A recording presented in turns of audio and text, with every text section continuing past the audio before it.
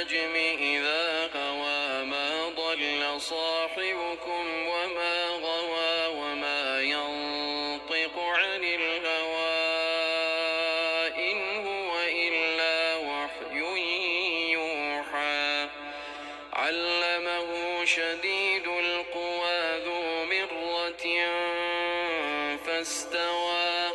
وهو بالأفق الأعلى ثم دنا فتدلى فكان قاب قوسين أو أدنى فأوحى إلى عبده ما أوحى ما كذب الفؤاد ما رأى أفتمارونه على ما يرى ولقد رآه نزلة أخرى عند سدرة المنتهى عندها جنة المأوى إذ يغشى السدرة ما يغشى ما زاغ البصر وما طغى لقد رأى من آيات ربه الكبرى أفرأيتم اللات والعزى ومناة الثالثة الأخرى ألكم الذكر وله الأنثى تلك إذا قسمة ضيزى إن هي إلا أسماء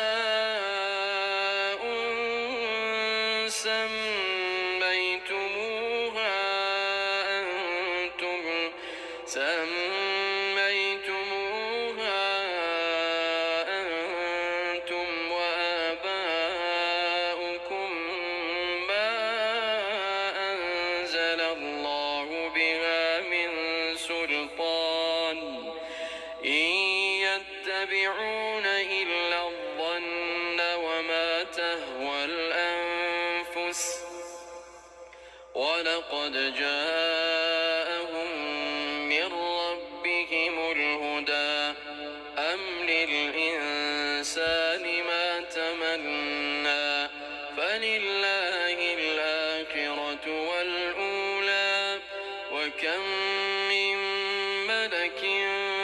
في السماوات لا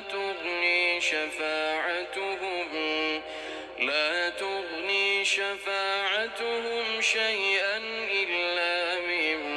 بعد أن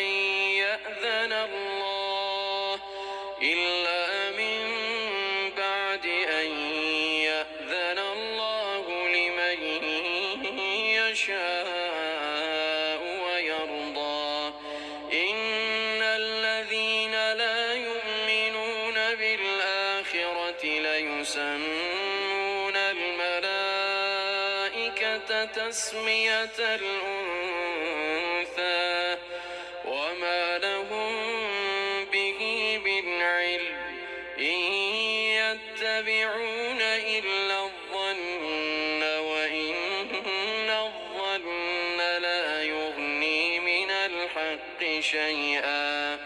فأعرض عمن تولى عن ذكرنا ولم يرد إلا الحياة الدنيا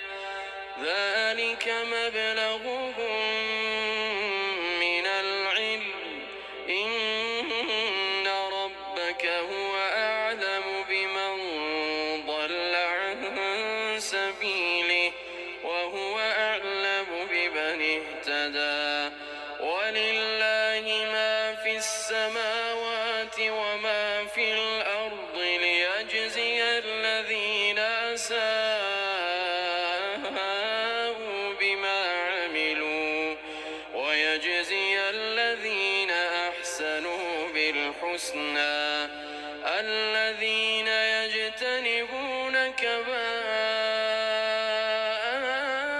الإثم والفواحش إلا اللمم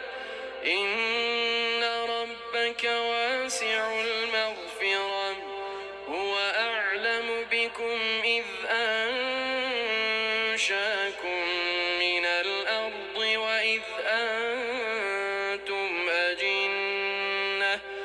وإذ أنتم أجنة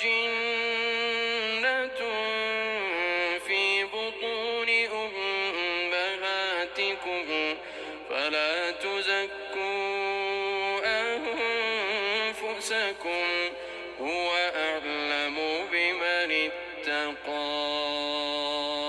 أفرأيت الذي تولى وأعطى قليلا